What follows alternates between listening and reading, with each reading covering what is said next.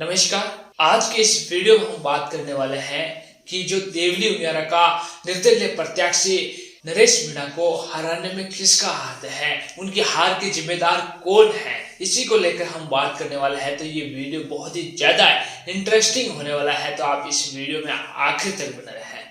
साथियों, नरेश मीणा ने निर्दलीय के रूप में देवली उनियारा में चुनाव लड़ा था और माहौल ऐसा बना दिया था नरेश मीणा ने, मानो उनकी जो जनसभाएं होती हैं उनमें जो भीड़ आती है, उस भीड़ को देखकर ऐसा लग रहा था कि देवली उनियारा में निर्दलीय उम्मीदवार नरेश मीणा ही जीतने वाला है। लेकिन नरेश मीणा इस चुनाव को जीत नहीं पाए। नरेश मीणा सेकंड नंबर पर रहे। पहले नंबर पर भारतीय जनता पार्टी के राजेंद्र गुर्जर रहे, जो चुनाव जीत चुके हैं, और सेकंड नंबर पर नरेश मीणा आए हैं। जिस प्रकार नरेश मीणा सेकंड नंबर पर रहे, नरेश मीणा की जीत बताई जा रही थी। लोधी सट्टा बाजार भी नरेश मीणा की जीत बता रहा था, लेकिन सबको चौंकाते हुए ये चुनाव परिणाम सामने आया है। राजेंद्र गुर्जर लगभग 40,000 वोटों से जीते हैं। तो ऐसे में आप समझ सकते हैं कि किस प्रकार नरेश मीणा के लिए चुनाव दुखदायक रहा है।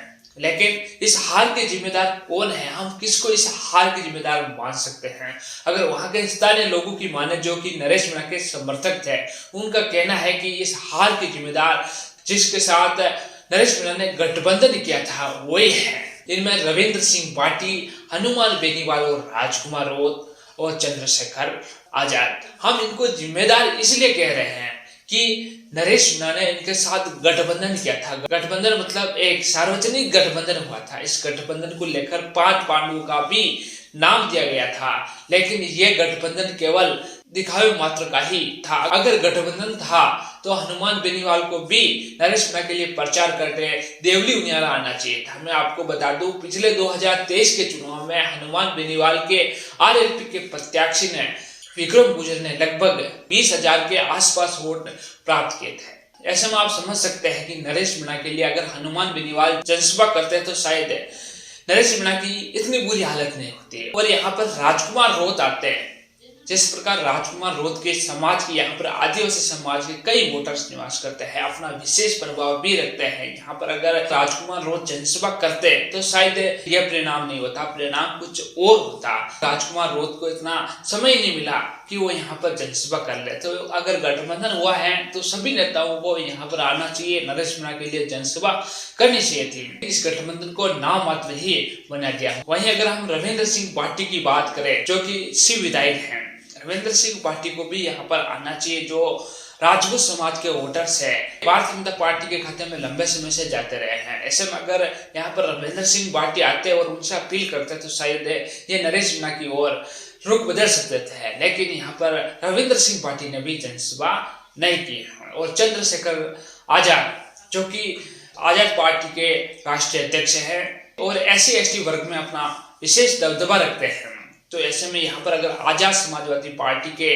राष्ट्रीय अध्यक्ष चंद्रशेखर आजाद आते तो शायद हो सकता था कि यहाँ पर नरेश मीणा का माहौल बन जाता और नरेश मीणा इस चुनाव को जीत सकते थे। लेकिन जिनके साथ नरेश मीणा ने गठबंधन किया, इन चारों के साथ गठबंधन किया, 5 पांडवों का नाम दिया, उसके बाद भी नरेश मीणा की बुरी हालत है। इस हालत के जिम्मेदार कहीं ना कहीं यही है।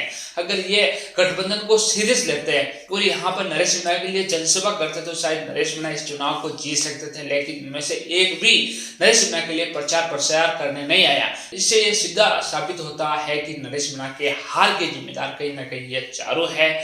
अगर ये चारों ही नरेश मीणा के लिए प्रचार प्रसार करने आ जाते तो आप मानो ये चुनाव नरेश मीणा लगभग जीत जाता। अगर जीतता भी नहीं तो इतने वोटों के अंतर की हार नहीं होती, बहुत ही कम वोटों के अंतर से हार होती अगर ये सब नरेश मीणा के लिए जनसभा करने देवली उनियारा आ जाते तो। लेकिन ये सब नाम मात्र का गठबंधन था। नरेश मीणा को आश्वासन दिया गया था अगर नरेश मीणा के ये साथ है तो इनको देवली उनियारा प्रचार प्रसार करने आना चाहिए, चाहे एक दिन ही आते, एक जनसभा ही करते, एक गाँव में ही जनसभा करते, लेकिन ये नहीं आए। इसीलिए कहीं ना कहीं इसका ये प्रभाव पड़ा है। इसीलिए नरेश मीणा की इतने वोटों के अंतर से, लगभग 40,000 वोटों के अंतर से नरेश मीणा की हार हुई है। और नरेश मीणा के समर्थकों में अब दुख की घड़ी छाई हुई है। नरेश मीणा जेल में है और नरेश मीणा को अब क्या सजा होने वाली इसका फिलहाल कोई पता नहीं चल पाया, लेकिन जल्द ही नरेश मीणा की कोर्ट में पेशी होने वाली है। नरेश मीणा छूटते या नहीं छूटते इसको लेकर जो भी अपडेट होगी हम हमारे चैनल के माध्यम से आपसे अवगत कराते रहेंगे। तो आपने अभी तक हमारा चैनल सब्सक्राइब नहीं किया तो जल्द ही सब्सक्राइब कर दो, बेल आइकन को दबा दें, इस वीडियो को ज्यादा से ज्यादा लोगों के साथ शेयर करें। धन्यवाद।